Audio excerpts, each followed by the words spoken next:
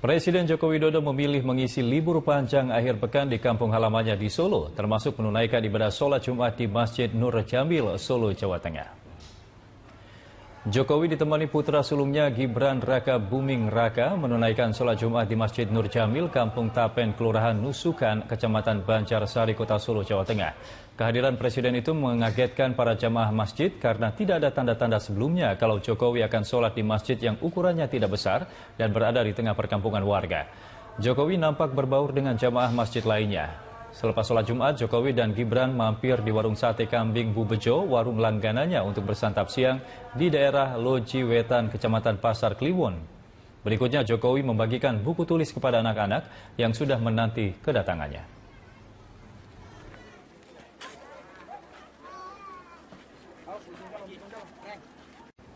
Berita-berita nasional tentang upaya pembebasan sandera akan dibawakan oleh Priscila Dauhan. Priscila, silakan. Ya, terima kasih Egan. Sebelumnya kita akan berita mengenai Presiden Joko Widodo yang mengisi hari libur beserta keluarga memilih acara intern di kediamannya di Sumber, Solo, Jawa Tengah. Mereka mengisi liburan dengan berolahraga di Stadion Manahan. Ibu negara dikawal ketat pas pampres serta ditemani sejumlah teman akrabnya. Sekali di saat berjalan menyusuri stadion, ibu negara selalu disapa dan berhenti untuk berselfie bersama. Senda gurau ibu negara terpancar saat bertemu dengan teman akrabnya yang berada di Solo. Ibu negara Iriana Joko Widodo tidak ditemani Presiden Jokowi dalam aktivitas ini. Presiden Joko Widodo memilih beristirahat di kediamannya di Jalan Kutai Sumber, Banjarsari. Setelah sholat Jumat, Presiden Jokowi berencana akan melakukan nyekar ke makam orang tuanya dan dilanjutkan meninjau pabrik kayunya yang terbakar beberapa waktu lalu.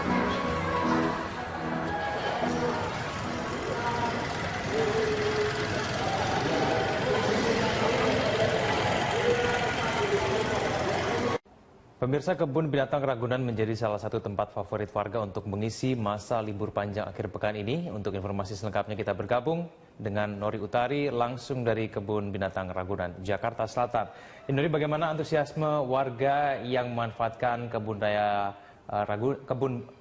binatang Ragunan maksud saya untuk kemudian menghabiskan waktu liburan di akhir pekan ini?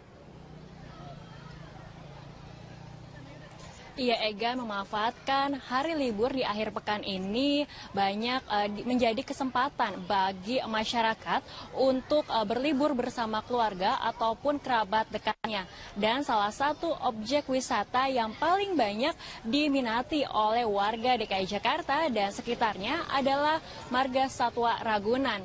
Dan terlihat dari pantauan kami sejak pukul 8 pagi waktu Indonesia Barat sudah banyak sekali pengunjung yang memadati Ragunan ini. Hal ini terlihat dari pintu masuk Ragunan dan juga area parkir mobil dan juga motor yang sudah membeludak. Hal ini menandakan bahwa besar sekali antusias para pengunjung yang ingin bermain di Ragunan ini. Dan tentunya diketahui bahwa di Ragunan ini memiliki banyak sekali koleksi hewan langka. Dari yang kami amati ada beberapa koleksi hewan langka, diantaranya adalah harimau, beruang madu, orangutan, komodo, gajah, dan juga lainnya.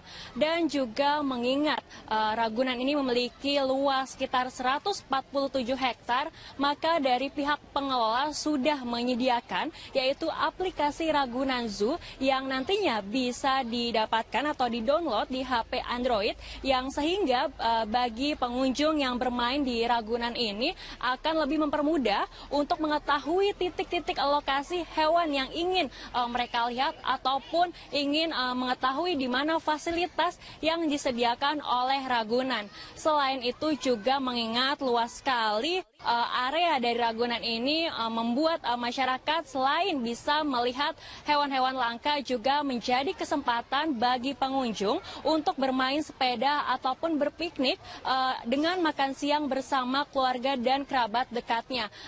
Dan juga banyak sekali aktivitas lain yang bisa dilakukan di Marga Satwa Ragunan ini. Dan informasi yang kami dapatkan dari petugas tempat bahwa di hari libur pekan ini terjadi terjadi lonjakan pengunjung, yaitu rata-rata perharinya jumlah pengunjung sekitar 30.000 hingga 40.000 pengunjung per harinya. Padahal di hari biasa hanya mencapai sekitar 20.000 pengunjung saja. Dan ditargetkan nantinya untuk total pengunjung hingga hari Minggu nanti ditargetkan ada sekitar 60.000 pengunjung yang datang di Marga Satwa Ragunan ini. Egan. Ya, lalu apakah ada perbaikan fasilitas yang kemudian dilakukan oleh pengelola untuk membuat kenyamanan pengunjung ini bertambah? Iya, Egan, tentunya dengan untuk menyambut pengunjung dengan jumlah yang cukup banyak dan tentunya demi kenyamanan pengunjung juga dari pengelola dari Ragunan ini sudah menyiapkan yaitu kebijakan baru berupa memasuki area dari Ragunan ini harus menggunakan kartu elektronik, dan kartu ini bisa didapatkan langsung di pintu masuk Ragunan dan juga bisa dilakukan isi ulang. Nantinya para pengunjung yang datang ke sini harus menggunakan kartu elektronik ini untuk meminimalisir antrean panjang, dan selain itu juga selain kartu ini bisa digunakan untuk masuk ke pintu masuk, juga bisa digunakan untuk memanfaatkan fasilitas lainnya, seperti juga apabila pengunjung ingin menaiki kuda tunggang ataupun onta tunggang yang dipungut biaya, hanya dengan menyodorkan yaitu kartu elektronik ini bisa menikmati berbagai fasilitas yang ada di Ragunan ini. Selain itu juga kartu ini bisa dimanfaatkan oleh warga untuk digunakan untuk menaiki Transjakarta. Dan juga walaupun ada kebijakan kartu elektronik ini, namun tarif yang dikenakan tetap dikenakan tarif normal yaitu sebesar Rp3.500. Dan informasi yang bisa kami tambahkan, Egan, bahwa ada beberapa pertunjukan spesial di hari ini, diantaranya yaitu ada kuda poni dan juga onta tunggang yang bisa dinikmati oleh pengunjung untuk atraksi di hari ini. Dan berikut wawancara kami bersama Humas dari Ragunan. Pak, untuk libur panjang akhir pekan ini, apakah dari Ragunan mempersiapkan kegiatan khusus, Pak, untuk menyambut liburan ini, Pak? Kegiatan khusus sebenarnya nggak ada ya.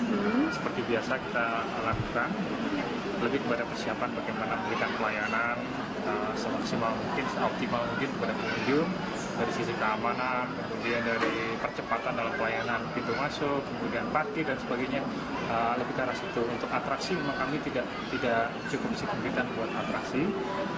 Yang kita siapkan hanya satwa tunggang, misalnya onta dan kuda tunggang, kemudian foto bersama satwa kita siapkan seperti itu. Namun untuk atraksi-atraksi yang lain memang kita tidak ada, dan ini memang demi kesejahteraan satwa kami mulai mengurangi adanya atraksi-atraksi satwa seperti itu. Dan untuk liburan akhir pekan ini, Pak, untuk perharinya apakah jumlah pengunjung mengalami peningkatan? Kalau iya, kira-kira seberapa besar sih, Pak, peningkatannya? Sebagai gambaran, hari pertama kemarin sudah tercatat ada 55.000 pengunjung yang masuk ke Taman Marga Satwa Ragunan. Dan untuk hari ini kelihatannya masih cukup meriah pengunjung yang masuk pada pagi hari ini. Dan dari sisi parkirnya sudah tidak tertampung di luar, jadi kami sudah mulai. Iya, Egan, selain objek wisata Marga Satwa Ragunan, ternyata Monumen Nasional di Jakarta juga diminati oleh warga DKI Jakarta dan juga sekitarnya. Hal ini terlihat dari antusias pengunjung yang sudah mencapai 8.500 pengunjung pada siang hari ini. Dan berikut liputan dari reporter kami Ibnu Haikal dan juru kamera Budi Manurung dari Monas, Jakarta. Jadi salah satu tempat wisata yang masih difavoritkan oleh warga Jakarta adalah Monumen Nasional.